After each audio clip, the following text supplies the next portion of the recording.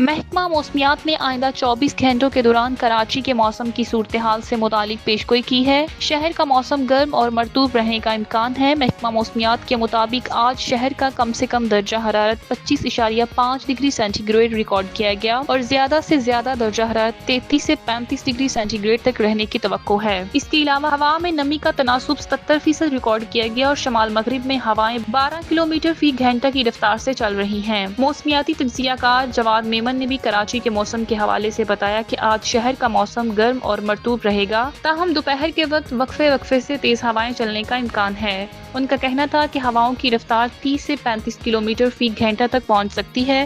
موسمیاتی تجزیہ کار کے مطابق گرم موسم اور نم ہواؤں کی وجہ سے کراچی کے مضافات میں گرج چمک کے بادل بننے کی پیشگوئی کی گئی ہے۔ یہ صورتحال کراچی کے رہائشیوں کے لیے موسم میں اضافی شدت کا سبب بن سکتی ہے اور شہریوں کو احتیاطی تدابیر اختیار کرنے کی ضرورت ہے تاکہ گرمی اور مرطوب موسم سے بچا جا سکے۔